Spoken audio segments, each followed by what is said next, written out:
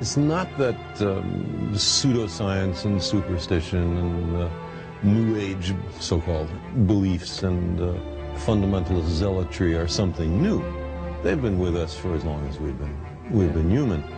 But we live in an age based on science and technology with formidable technological powers. Science and technology are propelling us forward at accelerating rates. That's right. And if we don't understand it, by we I mean the general public, if it's something that, oh, I'm not good at that, I don't know anything about it, then who is making all the decisions about science and technology that are going to determine what kind of future our children live in?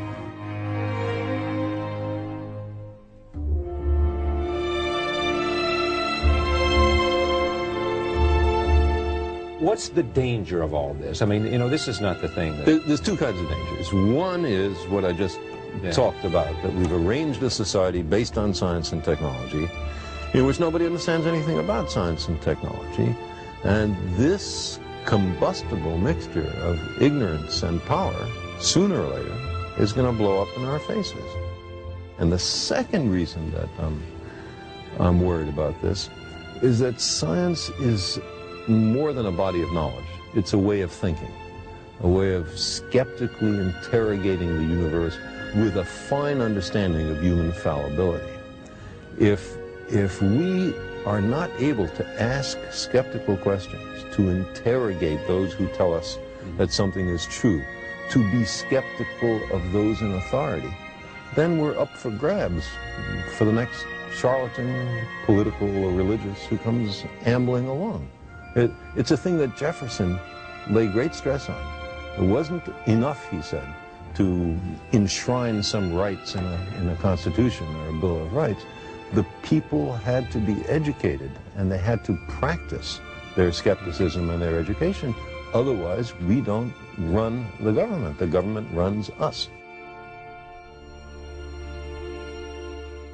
You see, people read the stock market quotations and financial pages. Look how complex that is. People are able to look at sports statistics. Look how many people can do that. Understanding science is not more difficult than that. It doesn't involve greater intellectual activities. But the thing about science is, first of all, it's after the way the universe really is and not what makes us feel good. And a lot of the competing doctrines are after what feels good and not what's true. There are millions of people who understand science does not prove religion, but because religion is faith-based. Let's look a little more deeply into that. What is faith? It is belief in the absence of evidence. Now, I don't propose to tell anybody what to believe, but for me, believing when there's no compelling evidence is a mistake. The idea is to withhold belief until there is compelling evidence.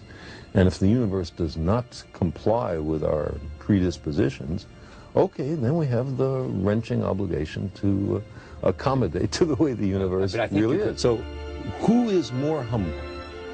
The scientist who looks at the universe with an open mind and accepts whatever the universe has to teach us, or somebody who says everything in this book must be considered the literal truth, and never mind the fallibility of all the human beings involved in the writing of this book?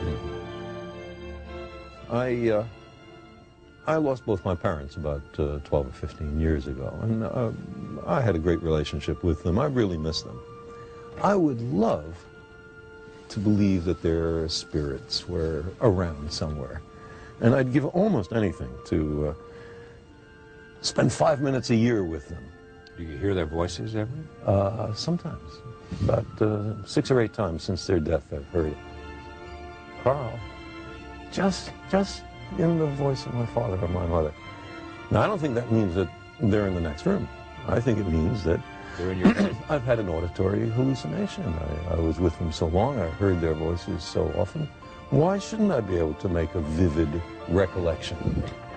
Here's what's interesting about this for me. You convinced me a long time ago that it was arrogant for me or for anyone else to believe that there wasn't some life outside of our To exclude the possibility. To exclude the possibility was an arrogance of intellect that we should not assume.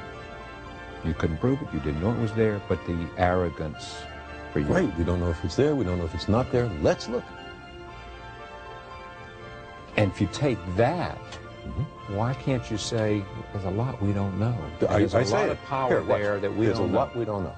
You know? It's what I believe. But that doesn't mean that every fraudulent claim has to be accepted. We demand the most rigorous standards of evidence, especially on what's important to us. So if some guy comes up to me, and a channeler or a medium, and says, I can put you in touch with your parents. Well, because I want so terribly to believe that, I know I have to reach in for added reserves of skepticism, because I'm likely to be fooled and much more minor to have my money taken. You are living with myelodysplasia. Or I have been. You have been. And just share with us, because of your sense of language and your sense of understanding and being reflective and introspective, what do you think about, and what does it do for you to I didn't have any near-death say to you? I didn't have any near-death experiences. I didn't have a religious conversion, but you thought about what it would be like to die. Certainly, and what it would be like for my family, and I didn't much think about what it would be like for me, because I don't think it's likely there's anything that you think about after you're dead. That's it. Huh? Yeah, long dreamless sleep. I'd love to believe the opposite, but I don't know of any evidence. But one thing that it has done is to enhance my sense of appreciation for the beauty of life and of the universe, and the sheer joy of being alive. You had a healthy portion of that before this, but even you, it happens to you. Oh, there's no question. Appreciation.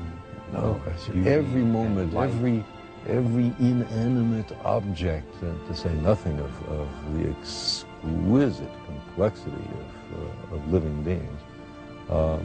You imagine missing it all, and suddenly it's so much more precious.